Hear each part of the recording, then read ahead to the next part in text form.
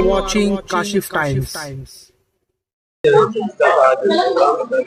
पहलगाम हमले को लेकर के और जो प्रोटेस्ट आपने रखा है वक्त बिल अमेंडमेंट को लेकर के आपने आज जो प्रोग्राम रखा है, क्या कहेंगे, क्या क्या बातें और क्या कहेंगे हम इस प्रोग्राम में हमारे नेशनल और सेक्रेटरी गुलाम अली जुमान साहब और नेशनल यूपी के प्रेसिडेंट आसिफ अंसारी साहब भी थे और महाराष्ट्र के अलग अलग जिलों से हमारे कार्यकर्ता और काउंसिल मेंबर्स आए थे और जो है प्रोटेस्ट हुआ यहाँ पर। प्रोटेस्ट मतलब ये कि हमने लोगों को बेदार करने की कोशिश किया और जो गैर कानूनी और गैर आईनी जो है वक्त अमेंडमेंट एक्ट जो 2025 का लाया गया है बीजेपी सरकार ने, उसका हमने मजम्मत किया और साथ साथ जो है पहलगाम आतंकी हमले को लेकर के हमने जो कंडोलेंस पेश किया। जो लोगों का परिवार है उनके लिए उनका दुख में हम शामिल हैं और जो भी ये भी कहा कि आतंक का कोई धर्म नहीं है, जो भी हमला हुआ उसके बहुत सारे पहलू अभी बाहर आ रहा है और ये भी कहा गया कि अगर ये कत्लेआम जो है मुसलमानों ने किया है, ये भी बताया जाता है कि नाम कुछ कर मुसलमान है या हिंदू ये कन्फर्म कर हिंदू होने के बाद उनको मारा गया। ये चीज का जो है डायरेक्ट ये सवाल उठता है कि इसका फायदा किसको जाता है। जो हालात हिंदुस्तान जो भारत में हिंदुस्तान में जो हालात मौजूद है अभी हर जगह जगह पर जो है ये मीडिया में जो खबरें आ रही है कि मुसलमानों को जो है अपना सबूत पेश करने की जरूरत पड़ती है, मुसलमानों को जो है आर्थिक बहिष्कार करने की बातें हो रही है, मुसलमानों की जो है दुकानों को जो है अलग नाम लगा करके पहचान बताने की जरूरत पड़ रही है। और हाल ही में जो मुंबई के अंदर फल और भाजी बेचने वालों को जो है मुसलमान होने के नाते मारा गया, इस तरीके से उस हमले के बाद में हिंदुस्तान के अंदर इस तरीके से वाकया पेश आ रहा है तो उससे ये भी समझना है कि अगर मारने वाला अगर मुसलमान है और मुसलमानों का नाम करके हिंदू कन्फर्म करके मारा गया, इसका डायरेक्ट फायदा किसको जा रहा है? मोदी मीडिया और जो फ्रिंज एलिमेंट्स विश्व हिंदू परिषद और बजरंग दल जैसे लोग बिना कोई रीजन के मुसलमानों को टारगेट कर रहा है। ये हादसा होने के बाद में पूरे हिंदुस्तान के अंदर मुसलमानों को टारगेट करना बहुत ज्यादा बढ़ गया। सर, मुस्लिम लीग का दिल्ली का जो अनाउंसमेंट हुआ उसको लेकर आप क्या कहेंगे? क्या चीज का अनाउंसमेंट है और क्या ख्याल है? मुस्लिम लीग का दिल्ली में कायदे मिलत से एक नेशनल हेडक्वार्टर्स दिल्ली में बना जा रहा है। मुस्लिम लीग आज के तारीख में केरला और तमिलनाडु में मजबूत है। उसके बाद मुस्लिम जो हालात अक़लियतों का खास करके मुसलमानों पे कुछ साल करता है, अगर कोई तंजीम सियासी तंजीम अगर मुसलमानों को वाकई फायदा पहुंचाया है वो सचार कमीशन केरला है, क्योंकि यूपीए सरकार के जरिए मुसलमानों के हालात के ऊपर सर्वे हुआ। उस सर्वे के जरिए जब रिपोर्ट पेश किया गया पार्लियामेंट में तो सचार कमीशन रिपोर्ट ने ये बताया कि पूरे हिंदुस्तान के अंदर सबसे छोटी रियासत केरला जो है वो केरला हर पहलू में मुसलमानों के लिए, चाहे वो मुलाजिमत में हो, तालीम में हो, चाहे माली हालात में, मुसलमान केरला में आ गए।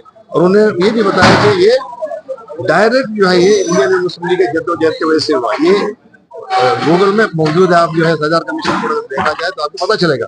इसीलिए इस तरीके से काम मुस्लिम लीग सिर्फ एक सियासी तंजीम नहीं है जो वोट का सियासत करते हैं। मुस्लिम लीग एक तहरीक है, एक पैगाम है जो मुसलमानों को, अक़लियतों को, पसमानदा तबकों को हर तरीके से उनका, चाहे एजुकेशन में हो, मुलाजिमत में हो, और उनको जो है एक मेन स्ट्रीम जो है हमारे बनातौर साहब ने कहा कि कोई भी तबका अगर पीछे रह जाता है एक देश का, वो देश तरक्की नहीं कर सकता। इसीलिए देश को तरक्की करने के साथ साथ जो है इसमें जो है लोगों को आगे बढ़कर जो है मुस्लिम लीग काम करे। उसी तरीके से पूरे हिंदुस्तान में अपने काम को मतलब बढ़ावा देने के लिए, काम को पहुँचाने के लिए, पसमानदा तबकों को, अक़लियतों को, मुसलमानों को आगे लाने के लिए, सियासी बेदार पैदा करने के लिए मुस्लिम लीग की तरफ से कायदे मिलत साहब के नाम से कायदे मिलत सेंटर जो है 25 तारीख को, मई 25 तारीख को एक तारीखी प्रोग्राम है और तारीखी वाक़या रहेगा, वहाँ पर उसका उद्घाटन किया जा रहा है।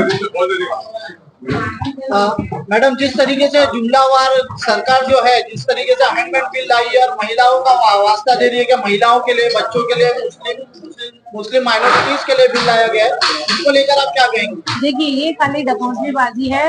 ये कहने की सरकार है, करने के लिए कुछ नहीं है। महिलाओं की बात करते, ट्रिपल तलाक के लिए महिलाओं पर जुल्म कर दिया गया। आप देख रहे हैं मुस्लिम महिलाओं की, उनकी कोई फिक्र नहीं है। बिल्किस बानो की फिक्र नहीं की, ज़किया जाफरी की फिक्र नहीं की, तो ये क्या मुस्लिम महिलाओं की फिक्र करेंगे? तो भारतीय जनता पार्टी जिस तरीके से माहौल बना रही है, आप देख रहे हैं पहलगाम हमले को लेकर हिंदू मुस्लिम विवाद बनाने वाले गोदी मीडिया, उनसे भी कहना चाहती हूँ, पहलगाम हमले को लेकर जो विवाद भी हो रहा है तो देश में सियासत ना करे, जो देश पे अटैक करे दुश्मन व मुल्क, उनको जवाब देने का काम करे। देश के हर नागरिक के दिल में कड़ी निंदा कर रहे हैं हम उसकी, लेकिन आपको ये बता दूं कि जो माहौल बीजेपी खराब कर रही है, मुसलमानों के रहबर बनने की बात कर रही है लेकिन मुसलमानों की दुश्मन बनी बैठी है। कहीं ना कहीं वक्फ बोर्ड का जो बिल लाने की बात है उसका हम पुरजोर विरोध करते हैं। यहाँ पर हमने मीटिंग भी की, हमारे महाराष्ट्र के अध्यक्ष, महाराष्ट्र के जनरल सेक्रेटरी, हमारे राष्ट्र के यहाँ पर अध्यक्ष भी आ चुके हैं यूथ के, और महाराष्ट्र के सेक्रेटरी भी आ चुके हैं। माशाल्लाह अच्छी पैमाने में मीटिंग हुई और मुस्लिम लीग हर वो मुद्दे पर मैदान में है और आगे भी रहेगी। ये कहना चाहती हूँ, किताबों पे धूल बैठ जाने से इतिहास खत्म नहीं होता, इसलिए मुस्लिम लीग मैदान में है, मुस्लिम लीग रहेगी इंशाल्लाह। जिस तरीके से मीटिंग वगैरह रखी गई थी वक्फ बिल अमेंडमेंट एक्ट को लेकर, जिस तरीके से मुस्लिम लीग की तरफ से जो मीटिंग वगैरह रखी गई, मुंबई में आयोजित की गई थी, और जिस तरीके से दिल्ली का आह्वान वगैरह किया गया है, उसको लेकर आप क्या कहना चाहेंगे? देखिए, ये दो अलग अलग चीज है। एक तो वक्फ अमेंडमेंट वाला मामला जो है वो मुसलमानों की जिंदगी और मौत का सवाल है जी। वक्फ अमेंडमेंट जो है उसकी लड़ाई हमारे लिए हद से ज्यादा जरूरी है जी। मुस्लिम लीग जो है आजादी के बाद से मुसलमानों की नुमाइंदगी कर रही है जी। तमाम मुस्लिम मसाइल पर, बहुत सारे मसाइल पर, बहुत मौका लगेगा, मैं उसकी पूरी फहरिस्त अगर सुनाऊंगा। तमाम मसाइल पर सन 1948 से लेकर आज तक मुस्लिम लीग काम करते आ रही है। शाहबानो केस, नसबंदी बिल, ऐसे बहुत सारे मामलात है।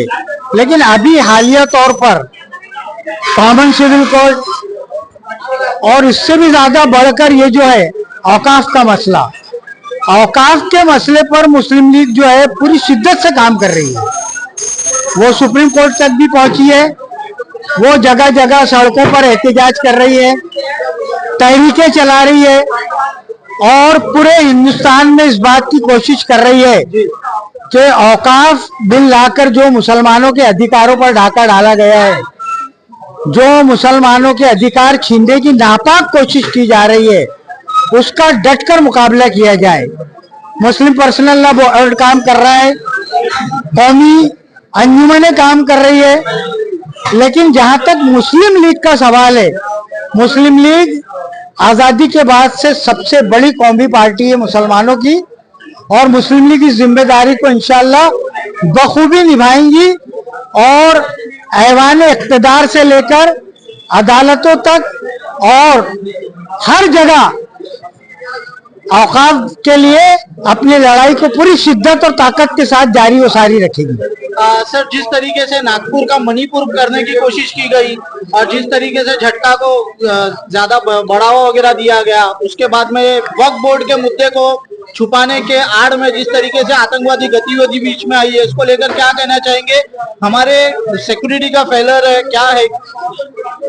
देखिए, सबसे बड़ी बात क्या होती है कि गवर्नमेंट जो पॉलिसियां बनाती है, पॉलिसी के अंदर जो सत्ताधारी शक्तियां रहती है वो उसमें उनका सबसे ज्यादा ध्यान वोट बैंक की तरफ होता है, सत्ता हासिल करने की जुगत में भिड़ी हुई रहती है। तो कभी कभी वो सत्ता के लिए क्या है, डिवाइड एंड रूल की पॉलिसी अपनाती है, जो अंग्रेजों ने फूट डालो राज करो जिसको कहते हैं।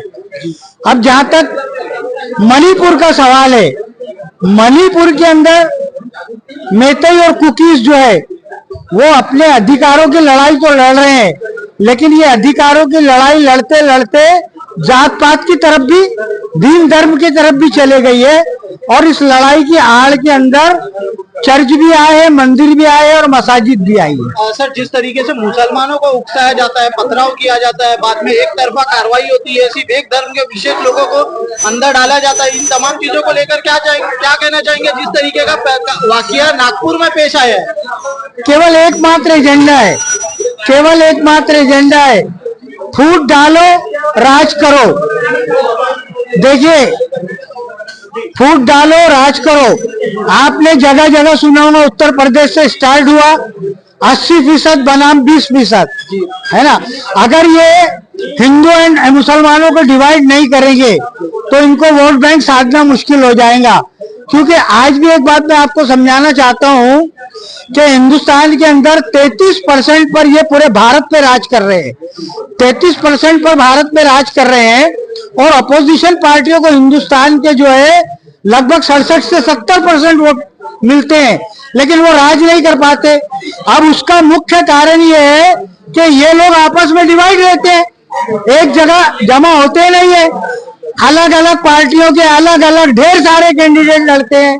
और फिर ये जो फिरका परस्त ताकतें हैं, ये जानबूझकर इन ताकतों को डिवाइड करने के लिए ऐसे ऐसे पॉइंट लेके आती है। हिंदू मुस्लिम की बात करती है, शमशान कब्रिस्तान की बात करती है, हिंदुस्तान पाकिस्तान की बात करती है, अली भजन बली की बात कर, ना जाने कितने मुद्दे हैं। बटोगे तो कटोगे की बात करते हैं, हाँ, एक रहोगे तो सेफ रहोगे की बात करते हैं।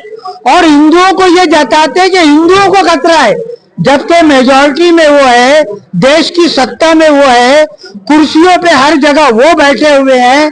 अगर हिंदुस्तान के अंदर सबसे ज्यादा सफर कोई कर रहा है तो हिंदुस्तान की सबसे बड़ी माइनॉरिटी 20 करोड़ मुसलमान है, जिनके लिए जीना दोबार हो रहा है, मॉब लिंचिंग की जा रही है, मारा जा रहा है, डराया जा रहा है, धमकाया जा रहा है।